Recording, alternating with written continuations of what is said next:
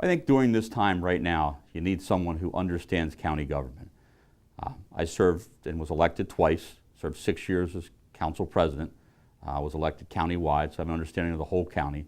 And during the last 2 years, I think my administration has done a very good job of what's important for the people in Newcastle County. I think we understood the needs and we govern accordingly.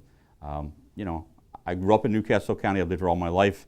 I was a former civic leader, teacher, and sat for 7 years on the Board of Adjustment. So I have a lot of background that I think brings that different perspective to the table. And during the 2 years, it was some really tough times. The fiscal health in Newcastle County was worsening. I don't think anyone thought it was going to continue to get bad. I think by this time most people thought it was going to be better. We went in, and during the first budget, which we only had for several months, we cut.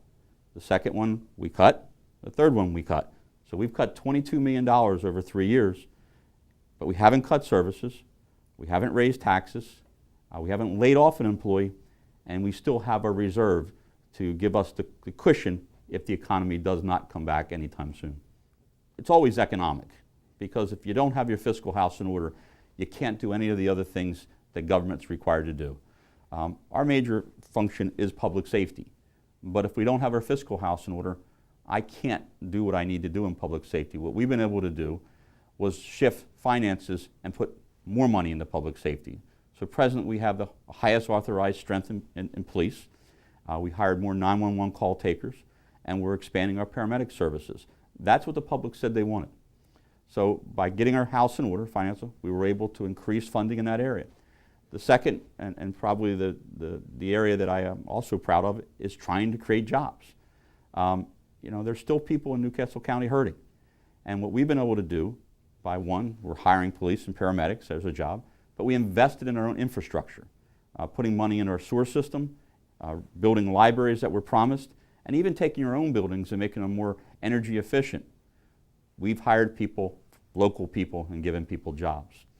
We also installed a program called Sowing Seeds, Growing Jobs, which gives incentives to especially small businesses to expand and do work in Newcastle County. I think you have to take it away from just the barley mill project. Every large development project in Newcastle County tends to be controversial. I think we have to remember is without any growth, there are no jobs. And I think jobs are one of the things I think most of the citizens are concerned about right now. We have a very tough development code in Newcastle County.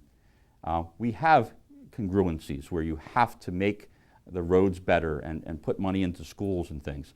The code has been modified multiple times over the years to make it better. I think people get upset when they hear about a project, and then when some people who do not like it do a media and public relations blitz, the real facts don't come out very well. And in some cases, you know, we have a fairly extensive public hearing sessions available, but not very many people come to them. So they're only getting bits and pieces of information. You know, I think most people would be upset if a project of that scale sat vacant. So we have the redevelopment code. It was started in previous administrations, it's been modified. But most all that happened under the last administration, and that county exec negotiated that agreement, and presently it's in the courts, and you know, I can't comment a lot because it is a lawsuit. Well, it's actually more interesting to be running against two employees who work in county government every day, who choose because one way or the other decided to run, weren't happy with one thing or the other. You know, we started our race relatively late because we thought it was more important to run the government and get our budget done. So we got out of the gate a little later than maybe we wanted to, but we've been trying to put a positive message. Here's the things we've done. Look at what we've done. I hope the public takes a look, and I hope their memory is long enough to remember what it was like when Mr. Gordon was in office. I think you know, there were some things I think everyone is pretty much ashamed of during that period of time. And the history sort of tells its own story. I hope people have a good memory.